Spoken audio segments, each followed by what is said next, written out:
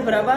Tibia, fibula ditambah 7 tulang dari talus. Berarti ada 9 tulang yang akan kita cari. Oke, maka yang pertama adalah kita mencari tibia dan fibulanya. Jelas ini adalah tibia apa fibula? Malleolus medial. Tibia. T, tibia. Yang ini berarti fibula. Dah ya. Kemudian letak talus itu di mana? Di depan. Gimana? Coba tunjukin di mana? Oke, mantap ini ya, udah kelihatan ya. Mungkin bagi yang kalian ada nggak semua tulangnya sama ya. Ada yang nggak menonjol, ada yang menonjol. Jadi ini kita garis karena letak talus itu memang dia di bawah tibia dan fibula dan dia di atasnya calcaneus. Calcaneus ini tumit. Oke, dia di dalam ya, dalam. Ini talus. TA. Yang selanjutnya dari tampak medial kita akan mencari calcaneusnya. Nah, geli nggak mau? Geli ya. Ini adalah ligamen Achilles. Ligamen. Tendon Achilles ya. Nempelnya. Oke.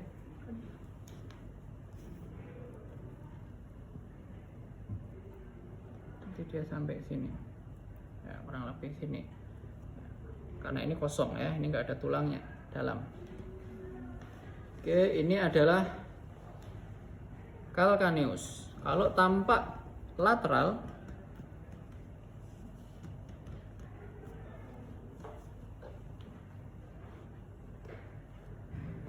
oke, lemes.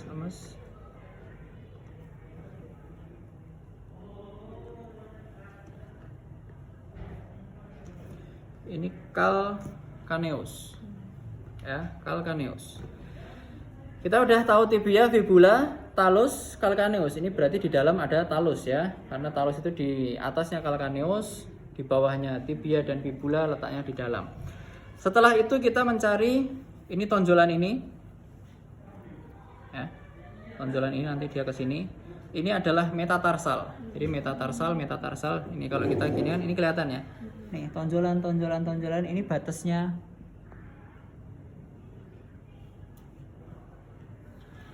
Sini metatarsal, ini nggak kita bahas. Yang kita bahas yang bagian atas. Oke. Kemudian paling mudah kita membahas dari navikularnya dulu. Ya. Tulang yang menonjol ini kira-kira apa, teman-teman? Ini ada tulang menonjol, gampang banget ini dicarinya nih.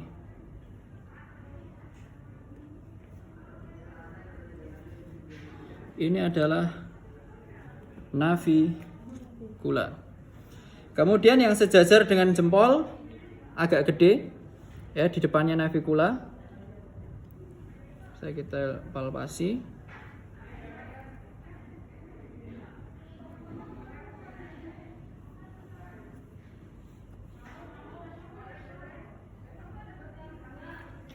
Ini adalah kuniform apa? Medial. Kuniform medial, CM. Terus kuniform intermedial sejajar dengan jari telunjuknya. Dia hanya kecil sekali. Ya. Jadi dia batasnya kalau kalian biasanya posisikan pelantar ini ada yang menonjol. Ini persimpangan antara CM, kuniform medial, kuniform intermedial, dan juga palangnya. Nah, ini di tengah-tengah. Kayak ini CI, kuniform intermedial. Dan sejajar dengan jari tengah. Nah, ini. Ini kuniform lateral. Baru sejajar dengan jari manis dan juga kelingking dan posisinya agak di belakang. Ya. Sedikit kita pelantarkan, kita inversikan. Nah, ini dia.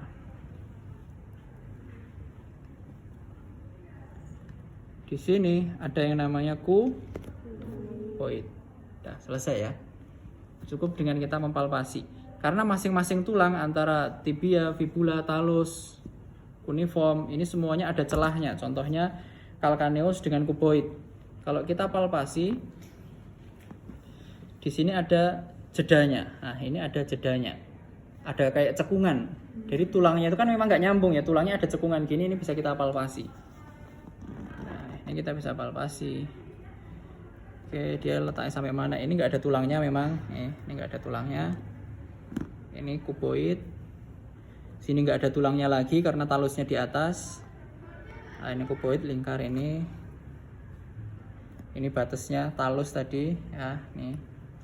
Batasnya metatarsal, metatarsal. Cuboid. Oke, kita tahu tulangnya selesai. Ya. Yang selanjutnya yang perlu kita bahas adalah tendon ototnya. Tendon otot yang sering mengalami strain ankle tadi ada 4 ya. Pertama adalah gastrocnemius dan soleus. Tendon ototnya adalah Achilles. Nah, kita pakai warna merah. Achilles. Jelas ya, Achilles. Nggak usah diraba-raba, nggak usah, ini dilihat aja udah kelihatan ya. Kalau Achillesnya putus, ini nggak mungkin ada kayak gini nih. Pasti dia bolong, dia cekung kayak gini, hilang. Kalau Achillesnya putus dan kakinya mesti nggak bisa bergerak, ya. Karena fungsi dari Achilles adalah menggerakkan plantar. Oke, Achilles. Yang selanjutnya adalah tibialis anterior, gede juga nih. Tibialis anterior tadi otot penggerak apa? Dorsofleksi. Maka cara mencari tendon ototnya adalah dengan menggerakkan dorsofleksi, kemudian kita berikan resisted. Oke, plantar. Oke, nanti coba dorong tangan saya ke atas. Dorong ke atas. Terus. Nah, ini kelihatan ya. Nih. Kalau kita diem, gerak. Nah, tanpa ada resisted aja dia udah kelihatan karena dia memang kakinya kecil. Ya. Kalau yang gemuk Reski akan lebih sulit kita mempalpasinya. Ya. Oke, gerakan ke atas. Good, ini kelihatan. Atau kalau kita mau berikan resisted, yuk dorong terus kuat. Nah, ini dia keluar. Ini tendon otot tibialis anterior. Oke, sudah.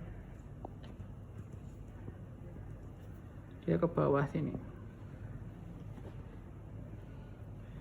Tibialis anterior. Ototnya dia sepanjang tulang kering. Jadi dia nanti ke sini. Nah, ini kan tulang kering, dia mepet tulang kering. Oke, terus tibialis posterior fungsinya untuk menggerakkan apa? Selain plantar? Inversi. Maka kita coba inversikan. Tahan. Gerakan inversi. Good. Kelihatan ya. Oke, kalau kita lepas gerakan, dia kelihatan tapi sedikit. Lagi. Nah, dia kelihatan tapi sedikit. Tapi kalau kita tahan, dia akan lebih gede. Oh, kenceng dia. Nah, sampai sini dia. Ini TP. Sekarang terakhir peroneus. Wah, ini udah kelihatan peroneusnya. Nih. Ya, coba dorong ke arah eversi. Tambah kelihatan lagi dia. Ini peroneus. Nanti dia ke bawah sini. Ya. Nah, habis spidolnya. Tendon otot selesai. Kenapa kita mencari tendon ini? Karena ini adalah tendon yang paling sering mengalami strain ankle. Jadi kalau kalian kesleo sakit, kalau nggak di ligamennya berarti di tendon-tendon otot ini. Ya, letaknya di area malleolus semuanya. Ya. Ada peroneus di sini, tibialis posterior, di depan malleolusnya ada tibialis anterior. Kalau di belakang yang besar adalah Achilles. Oke, baru yang terakhir kita mencari ligamen. Ligamen yang bagian luar ada apa saja yang pertama? Bagian malleolus lateral. Posterior berarti letaknya di belakang. Talofibular ligamen. Ini agak badannya agak miring saya. Ya, good. Ya, posterior ini malleolus. Posterior di belakang. Ini nggak mungkin kena sini karena ini talus. Berarti talusnya di dalam. Ya, berarti dia di sini. Ini letak posterior talo PTFL. Terus, oke, kemudian ini sebetulnya kalian bisa palpasi ya. Kalau ligamen itu kalau dipalpasi dia ada gerenjel-gerenjelnya. Kalau ini kita palpasi, dia letaknya agak di dalam.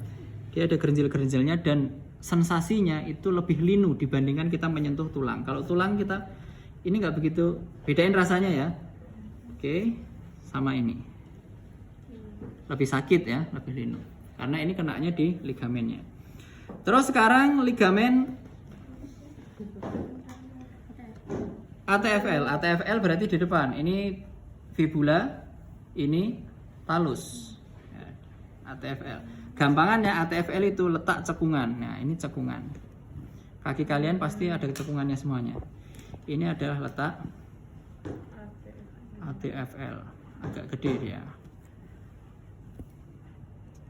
ATFL. Terus calcaneofibular tengah-tengah antara ATFL dan PTFL di sini. Nah, ini kalau kita pegang yang sini ini kosong, ini pegang sini kosong. Tapi kalau yang tengah sini, ini ada gerenjel-gerenjel. Ada yang mau pegang sini, tekan ya, tekan terus di. Nah, ini panjang sampai bawah, sampai menempel di calcaneus. Calcaneofibular ligament. Dan yang paling terakhir kecil. 1, 2, 3. Dilihat lagi anatominya. Jumlahnya cuma 3 dan kecil. Calcaneo CCL. Calcaneo cuboid ligament. Selesai. Jadi ketika pasien itu mengeluhkan nyeri di bagian lateral, tidak semua ligamen ini bermasalah. Tapi kalian harus bisa mempalpasi. Dia letak nyerinya dia di mana? Oh, di ATFL. Nggak sakit nih. Berarti kita cari lagi. CFL-nya, oh nggak sakit. CCL-nya nggak sakit, oh berarti mungkin di belakang. Oh iya benar, ternyata sakitnya dia di belakang pusatnya. Berarti yang kita terapi ya di area sini aja. Nggak kemudian kalian pakai ultrasound. Kalian sudah praktek pakai ultrasound? Nggak kemudian kalian ultrasound dari sini sampai sini kebanyakan, karena yang sakitnya cuma di sini. Ya udah ultrasoundnya cuma di sini aja. Karena tepat berada di area yang mengalami cedera. Oke. Terus di bagian medial sekarang. Deltoidium ligamen ada 4 juga. ATTL anterior tibiotalar ligamen. Ini yang kosong ini tulang talar. Ada yang mau palpasi? Ini tulang talar. Nih. Oke, tulang ya keras ya. Kalau di sini kosong, nggak ada tulangnya. Kecil. ATTL. Terus tibio navicular ligamen, dia nempel. Ada yang mau pegang? Ini sudah kelihatan nih. Mau pegang? Kencang. Oke, pegang. Ya. Ya. Ada ligamennya. Dia agak besar. Sampai menempel. Mana ya? Tibio navicular ligamen, TNL. Terus yang ketiga adalah tibio calcaneal ligamen. Lemes. Oke, hilang. Oke, ini ada. Ada yang mau palpasi lagi? Silahkan dipalpasi sebelah sini. Oke, ada gerenjelnya. Ini tibio calcaneal ligamen. Ya, rasa ya. Tapi kalau kalian pegang di yang lainnya nggak ada. Ya. Oke. Tibio calcaneal ligamen. Dan yang terakhir tibio posterior tibiotalar ligamen. Dia cuman kecil. PTTL. Selesai. Anatominya semua sudah kita selesaikan. Maka besok kalau ada pasien nggak usah digambar kayak gini. Cuman ini untuk kita pembelajaran saja. Kita harus tahu anatominya dia di mana letaknya. Ya, letak tulangnya ini di mana, ligamennya dia di mana. Kalau kita mau bahas lebih detail lagi antara tulang CM, CI, CL ini semuanya juga ada ligamennya. Nah, semuanya ada ligamennya. Cuman yang paling sering mungkin mengalami sprain ankle atau strain ankle adalah tendon otot ini dan juga ligamen-ligamen ini berdasarkan tadi yang sudah kita jelaskan. Kalau kesleo posisinya plantar, kemungkinan yang akan bermasalah pertama adalah ATFL. Tendonnya dia di sini karena dia overstretch, ketarik, bisa robek, bisa putus. Atau ATTL. Oh, ini salah kebalik. Ini ATTL, ini ATFL ya. Ini juga overstretch karena talusnya dia bergeser, membuka sehingga ligamennya tertarik, atau tendon dari tibialis anterior ya. Sedangkan kalau posisinya hanya inversi saja ya, ini juga banyak. Tapi yang paling sering terjadi dan paling terstretch adalah CFL-nya. Ya, bisa dilihat lemas. Oke, relax gini, CFL-nya nah ketarik dia. Ya, atau tendon dari peroneusnya. Sedangkan kalau dia inversi, terus biasanya tambah rotasi lagi, yang paling tertarik adalah calcaneocuboidnya. Oke, selesai sampai sini. Baru kita lakukan pemeriksaan ini. Aktif. Anatomi selesai ya. Kita lanjutkan ke pemeriksaan yang kita lakukan adalah aktif. Pemeriksaan aktif yang pertama adalah pemeriksaan aktif itu nggak usah banyak-banyak, cukup 2 gerakan aja. Yang pertama adalah berdiri satu kaki. Semisal kamu namanya siapa? Sukmawati. Kaki kanannya yang bermasalah, maka kita minta Sukmawati untuk berdiri satu kaki pakai kaki kanan. Oke, berdiri satu kaki. Kita cek apakah ada nyeri atau tidak sambil kita tanyakan. Oh, ternyata ada nyeri, ya sudah cukup. Berarti kita langsung periksa nilai fasnya berapa. Atau mau ditambahkan berdiri satu kaki ternyata belum nyeri. Kemudian kita tambahkan dia jinjit satu kaki. Dia mampu atau enggak, adanya kelemahan atau enggak. Oh, ternyata kalau dia mampu, enggak ada nyeri, berarti enggak ada masalah di situ. Kita lanjutkan yang pasif. Tapi kalau ada masalah, dicek dulu MMT-nya, dicek dulu fasnya. Ya, aktif hanya itu pemeriksaannya. Yang selanjutnya pemeriksaan pasif, fungsinya untuk ROM dan Enfield. Maka pasif sebaiknya di kakinya ini kasih ganjel dulu teman-teman, biar dia beneran rileks. Kita kasih bantal gini kan. Terus kita pasif, kita gerakkan sendiri sesuai toleransi pasien. Karena biasanya pasien datang ke kita kalau kondisinya baru, masih ada bengkak, nyeri dan sebagainya. Ketika kita gerakkan, ya sebatas nyerinya pasien aja. Oh, ini udah nyeri. Ya, terus diukur ROM-nya menurun atau tidak. Diukur pakai goniometer. Dorsofleksi juga. Ada perubahan Enfield-nya atau enggak di setiap gerakan. Harusnya Enfield elastis itu ya, contoh, harusnya Enfield elastis kalau ini sudah mentok, ketika kita paksa lagi ini masih bisa, tapi ketika kita lepas balik lagi. Ini yang disebut dengan elastis. Beda dengan hard.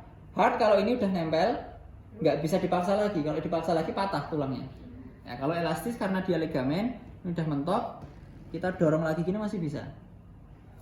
Balikin dia lepas. Dilepas dia balik. Ya, itu elastis. Ini pemeriksaan pasif ya, untuk ROM. Setelah itu pemeriksaan resisted untuk mengetahui apakah tendon otot-otot ini dia ada kelemahan atau enggak. Caranya kita berikan resisted aja. Oke mas, nanti dorong tangan saya ke atas. Oke, dorong terus kuat. Oh, ternyata dia ada sedikit kelemahan misal. Baru nanti ditulis kelemahan di otot apa? Di otot tibialis anterior. Karena nggak semua otot mengalami kelemahan ya. Terus plantar. Oke, tahan, injek tangan saya, kuat, kenceng. Oh, gastrocnemius soleusnya nggak masalah. Karena tahanan berat dia masih kuat. Eversi semisal nanti gerakannya ke arah kelingking ya, dorong tangan saya. Oke, peroneusnya juga nggak masalah.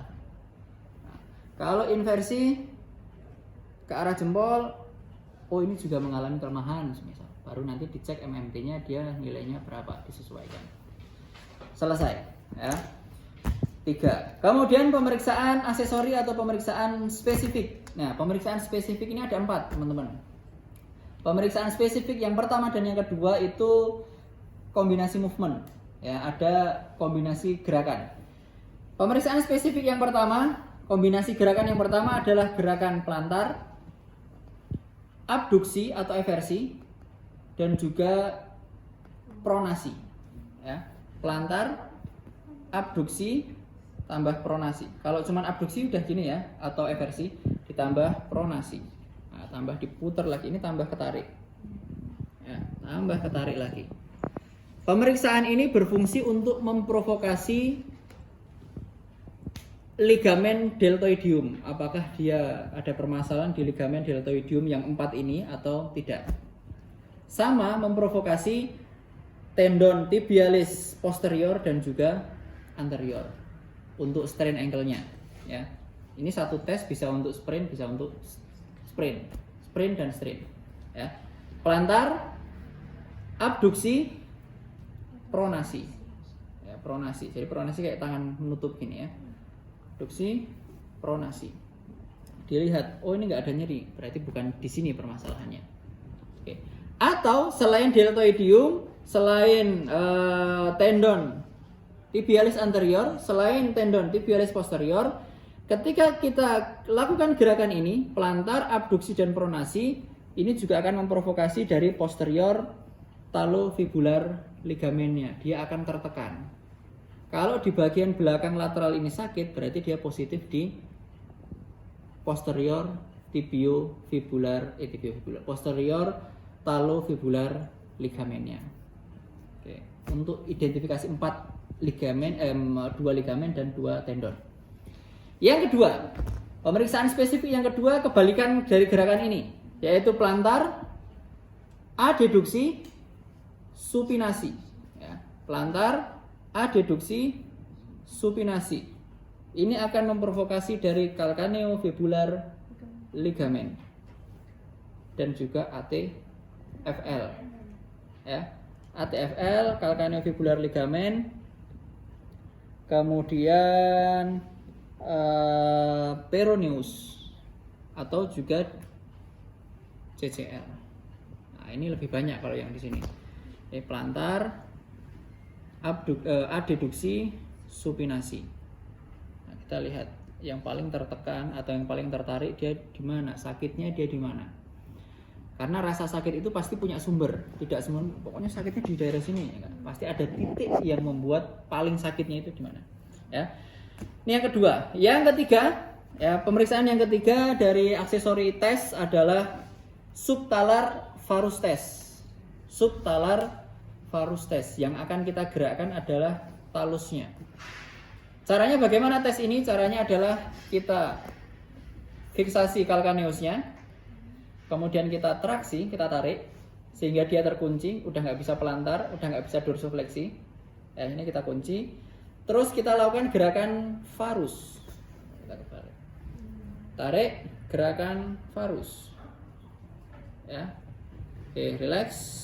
Tarik, gerakan varus. Ini untuk mengetahui permasalahan di CFL, calcaneofibular ligamen. Hanya itu saja. Terus yang terakhir adalah kebalikannya, subtalar valgus test. Ya, subtalar valgus test. Caranya gampang. Sama calcaneusnya dipegang, dieversikan atau divalguskan. Ya, ini untuk mengetahui permasalahan di ATFL. Kalau tadi pemeriksaan pertama pelantar, abduksi, supinasi atau pelantar, adeduksi, pelantar, abduksi, pronasi, pelantar, adeduksi dan supinasi, dan juga subtalar varus test itu untuk menimbulkan nyeri.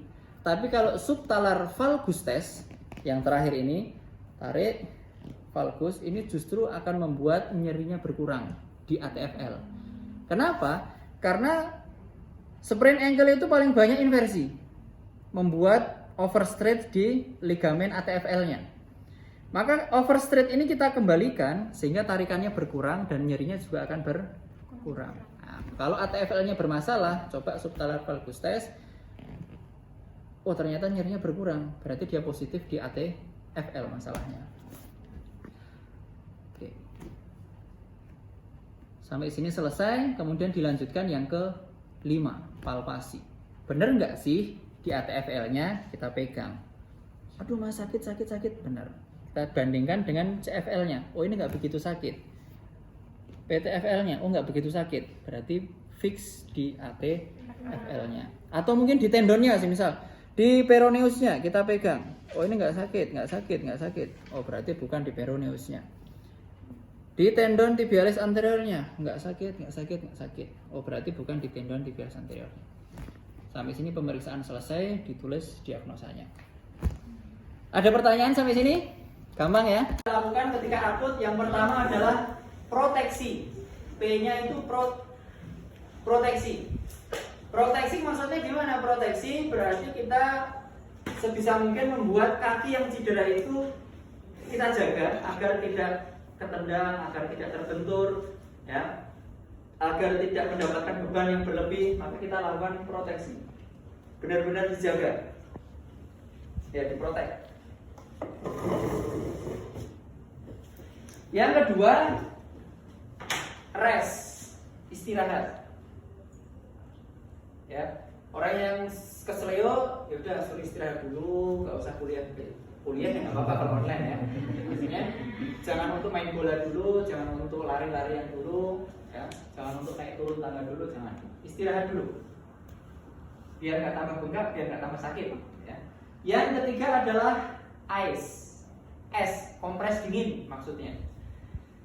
Kalau di masa akut, kenapa harus dikompres dingin? Kenapa kompresnya nggak pakai yang hangat? Kalau dingin lebih cepat. Apa yang terjadi ketika inflamasi di pembuluh darahnya? Berkumpul. Kemerahan. Merah, bengkak. Apa yang menyebabkan pembengkakan? Darah berkumpul. Cairannya gimana? Ngumpul. Apa yang menyebabkan cairannya bisa berkumpul? Benturan. Yang terjadi ketika inflamasi itu adalah pelebaran pembuluh darah atau vasodilatasi. Kalau vasodilatasi yang berlebih maka bisa membuat pembengkakan. Bengkaknya tambah gede. Maka untuk mengantisipasi hal itu, ketika akut kita tidak boleh kompres panas atau kompres dingin. Misal contohnya kalian kena minyak tuh, minyak panas baru goreng kena minyak. Biasanya kalau orang-orang jadul kan dikasih Pepsodent atau dikasih balsem atau apa, itu salah. Justru akan membuat pelebaran pembuluh darah dan akan besoknya atau nantinya akan tambah sakit. Maka kalau masa akut itu harus dikompres dingin agar menjadi vasokonstriksi. Pembuluh darahnya biar tetap mengecil, biar tidak terjadi pembengkakan hebat. Ya, kompresnya dingin. Yang cowok-cowok mungkin yang sering lihat bola, olahraga gitu kan, ada yang cedera terus dia disemprot atau dikompres dingin. Nah itu fungsinya adalah ini, es, biar nggak tambah sakit. Ya. Yang keempat adalah kompres. Kompres, diberikan kompres, bisa pakai bandage. Bandage, kalian sudah belajar ya bandage ya? Atau pakai kinesio taping, ya, pita taping itu kinesio taping bisa. Dan yang terakhir adalah elevasi. Elevasi itu meninggikan bagian yang sakit beberapa derajat agar lebih tinggi daripada jantung. Fungsinya untuk melancarkan peredaran darah balik ke jantung sehingga mengurangi dari pembengkakan. Metode yang pertama. Metode yang kedua, kalian bisa pakai polis. Ini sama, ya, atau metode yang lain. Peace and love atau dan sebagainya itu boleh, sama semuanya. Ya. Ini di masa akut. Kemudian kalau masa akut sudah diberikan ini, prinsipnya yang selanjutnya adalah kalian bisa early mobilization. Pasien itu bisa di early mobilization. Semakin cepat bergerak, semakin cepat penyembuhannya.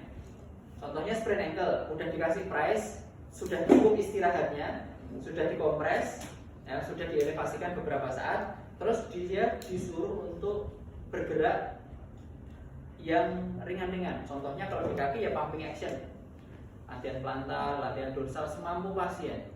Tujuannya untuk apa? Tujuannya untuk melancarkan peredaran darah.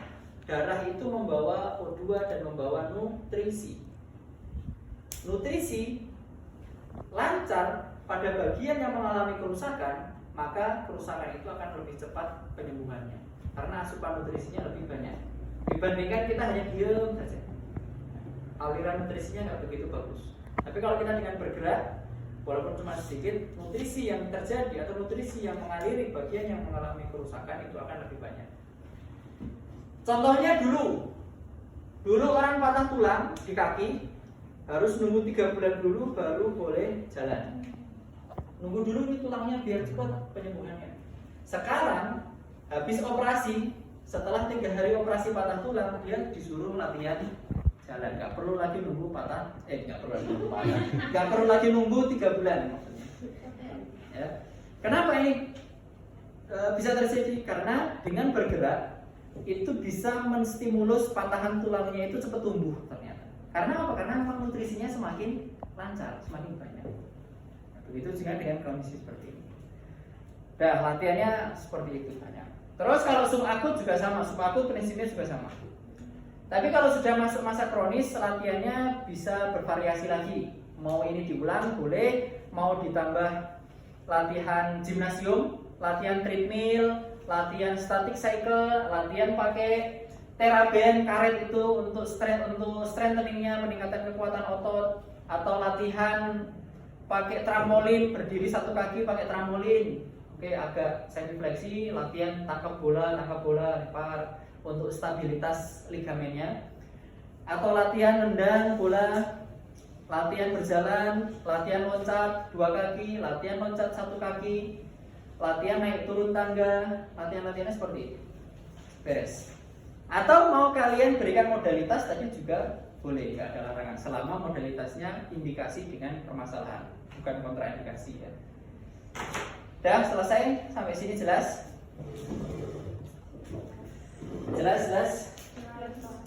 Jelas atau belas? Oke.